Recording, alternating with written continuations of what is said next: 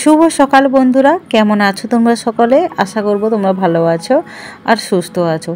দিনটা ছিল বুধবার আর সকাল তখন 9:10 মতো হবে, তখন থেকেই ব্লগটা শুরু করেছিলাম। সংসারে নানান ব্যস্ততার কারণে দিনের দিন ভিডিও এডিট করে উঠতে পারিনি, তাই ভিডিওগুলো পোস্ট করতে আমার অনেকটা লেট হয়ে আছে, তোমরা একটু অ্যাডজাস্ট করে নিও। তো যাই হোক, ঘুম থেকে উঠে আমি মুখ আরও ধুয়ে নিলাম, তারপরে ব্রাশটাও করে নিয়েছিলাম। তারপরে গরম জল একটুখানি করে ওর মধ্যে লেবু রস চিপকে জলটা খেয়ে নিলাম। আগের দিন রাত্রে গোটা জিরে ভেজাতে আমি ভুলে গিয়েছিলাম, না হলে প্রায় দিন সকালবেলা আমি জিরে ভেজানো জলটাকে ফুটিয়ে তার মধ্যে লেবু চিপকে খাই। আর যেদিন ধরো জিরে ভেজাতে ভুলে আরও যাই, সেদিন আমি শুধু গরম জলে লেবু দিয়ে খেয়ে নিই। তো যাই হোক, জলটা খেয়ে নিলাম। আগে খুব কষ্ট হতো, মানে খেতে পারতাম না, এখনও আর কোনো অসুবিধা হয় না। তারপরে মেয়ের দুধটাও গরম করে নিলাম, আর এখন বসে গেলাম মাথায় একটু তেল দিতে। এই তেল আমি বাপের বাড়ি থেকে নিয়ে এসেছি, আমার মায়ের হাতে বানানো নারকেল তেল, খাঁটি নারকেল তেল যেটাকে বলতে পারো আর কি। ঘরে বানানো এই খাঁটি নারকেল তেল কিন্তু আমাদের অনেক কাজেই লাগে। বাইরে যে তেল আমরা কিনতে পাই তাতে কিন্তু অতটা কার্যকরী হয় না, যেটা ঘরে তৈরি নারকেল তেলে পাওয়া যায় আর কি। বেশ বহুদিন পরে আজকে মাথায় আমি তেল দিলাম। সচরাচর আমি মাথায় তেল দিই না, আর তেল দিতে পছন্দও করি না। তো আজকে অনেক দিনের পরে দিতে আবার বেশ ভালো লাগছে। যদিও গরমকালে মাথায় তেল দিলে একটু ঘাম বেশি ভাসে, তবুও মাঝে মাঝে কিন্তু মাথায় তেল দেওয়াটা খুব ভালো। সবাই বলে, না হলে নাকি মাথা শূন্য হয়ে যায়। আমার মার মুখে শুনেছি কথাটা, তাই মাঝে মাঝে মনে পড়লে মাথায় তেল দিয়ে দিই। তাই আজকেও অনেক দিনের পরে তেলটা দিলাম। তারপরে মাথা আরও আঁচড়ে এখন বেডশিটটা পাল্টে নিলাম।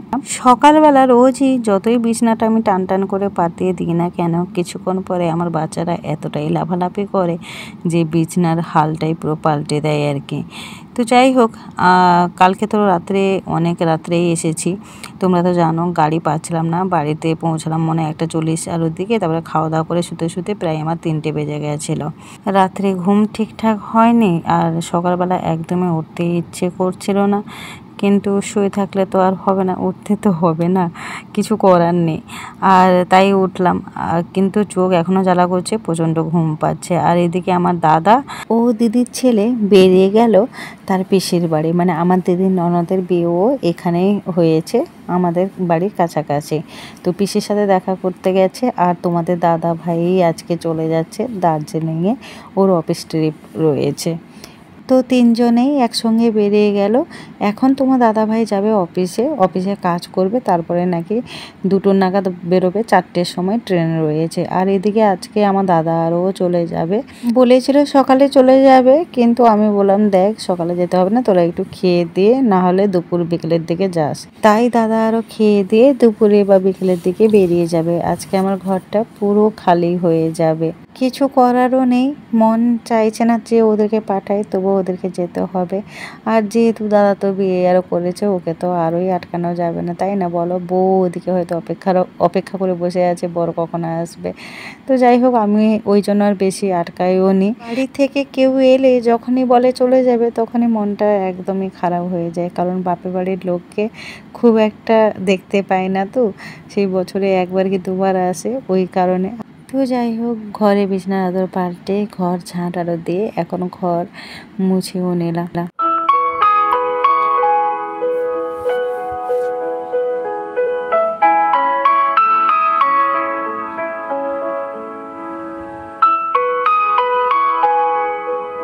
দাদা আরও আছে, ওই জন্য নিচে ওপরে 2টো বিছানা হতো।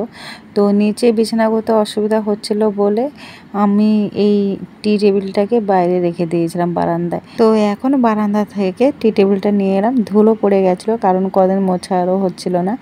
তো এখন টেবিলটাকে মুছে নিয়ে যে যা জায়গা মতো করে রেখে দিলাম।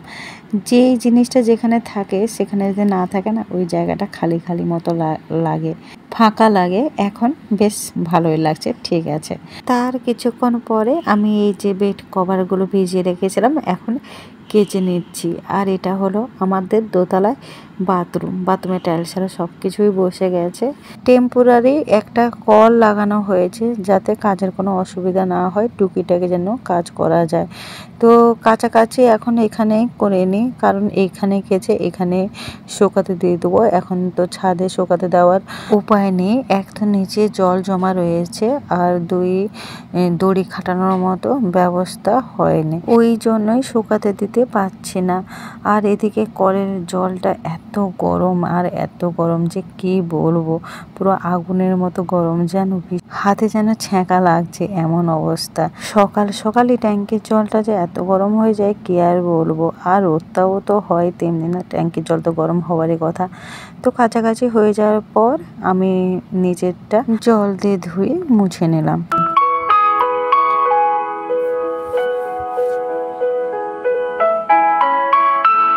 জামা কাপড়গুলো শুকাতে দিয়ে এইবারে আমি যাব স্নানে। অনেকটাই বেলা হয়ে গেল জানো, আমার পুজো এখনও হয়নি। আমার যেন অস্থির অস্থির লাগছে। আসলে পুজো করতে দেরি হয়ে গেলে না টেনশন চলে মনের মধ্যে যে কখন পুজো করবো, কখনো পুজো করবো। বেলা করে পুজো করতে একদমই পছন্দ করি না। যত সকাল সকাল পুজোটা করে নিতে পারি ততই যেন মঙ্গল হয়। কাজ করতে করতে অনেকটাই দেরি হয়ে গেল স্নান করে পুজো করে উঠতে।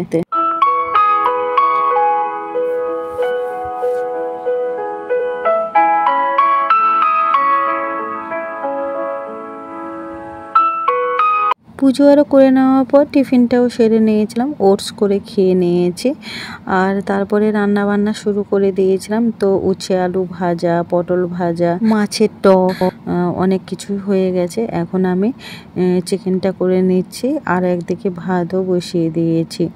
আজকে বেশি কিছু করব না, অল্প কিছু করব আর খুব তাড়াতাড়ি করে নেব, কারণ ওরা খেয়ে একটুখানি রেস্ট নিয়ে তারপরে বেরোবে। কালকে খেলায় KKR হেরে গেছে ঠিকই, বাট আমরা কিন্তু ভীষণ আনন্দ মজা করে খেলাটা লাস্ট পর্যন্ত দেখেছি।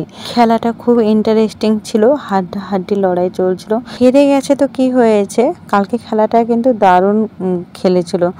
তো যাই হোক, আর এরকম হারবে ভাবতেই পারিনি, আশাই করিনি, কারণ আমি যতবারই গেছি ততবারই KKR জিতেছে। এইবারে যে হেরে যাবে তাও 1 রানের জন্য, এটা কখনো আশা করিনি, কিন্তু হয়ে গেল। যেটা আশা করেছিলাম সেটা তো হলো না, আবার যেটা আশা করিনি সেটাই ঘটে গেল। বিখ্যাত ইউটিউবার বিউটি খান আর আরবাজ মালিকের সাথে কালকে দেখা হবে এইভাবে ভাবতেই পারিনি। আমাদের সামনের সিটেই বসছিল 5-6 জনের পরে, খুব ভালো লাগলো দেখতে পেয়ে। তো যাই হোক, এখানে রান্নাবান্নার হয়ে গেছে। এই যে উচ্ছে আলু ভাজা, পটল ভাজা আর বাটা মাছ ভাজা, মাছ ভাজা কিছু রয়েছে, আর এদিকে মাছের টক আর চিকেন।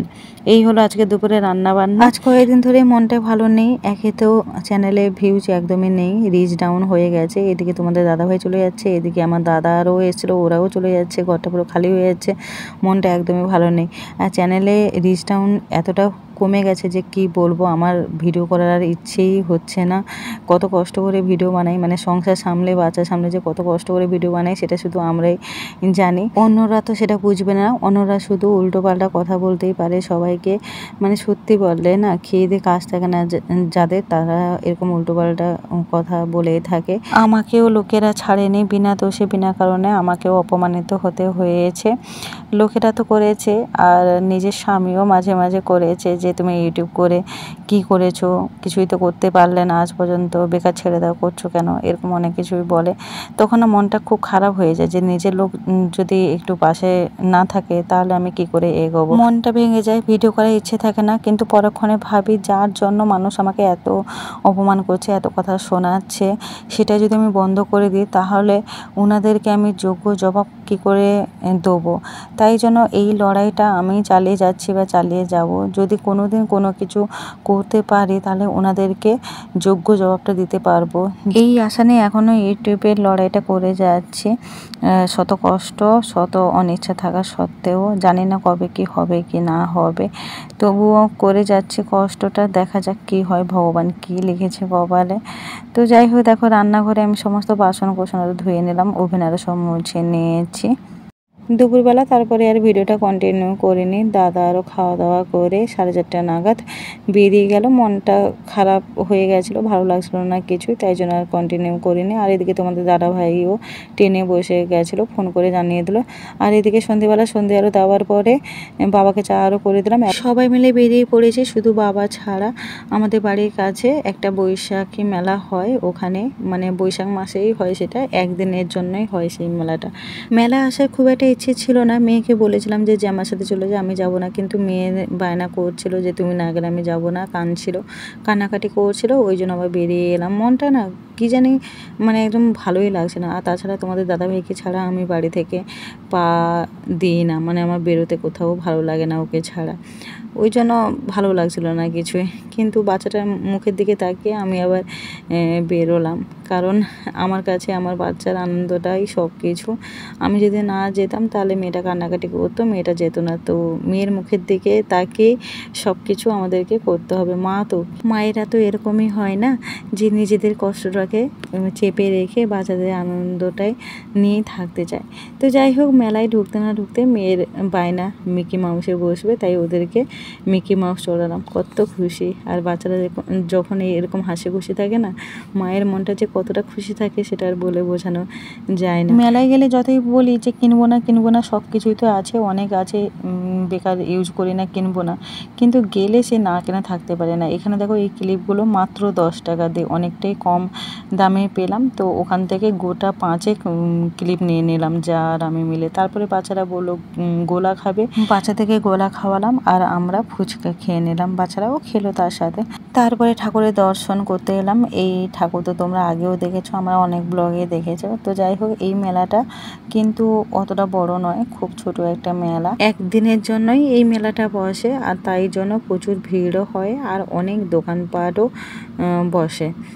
তো এখানে ঠাকুরের ভোগ দেওয়া হচ্ছিল, তো আমি বাচ্চাদেরকে বললাম যে তোমরা ভোগ নিয়ে নাও। এবারে মেয়ে গিয়ে একটা বাতাসা তুলে নিয়ে এসে বাতাসাটা খাচ্ছে, আর দেখো বাম হাতে প্রসাদটাও নিয়ে ফেললো। আমি ওনাকে বললাম যে দিতে না, তো উনি বললেন ঠিক আছে, বাচ্চা তো কিছু হয় না বাম হাতে নিলে।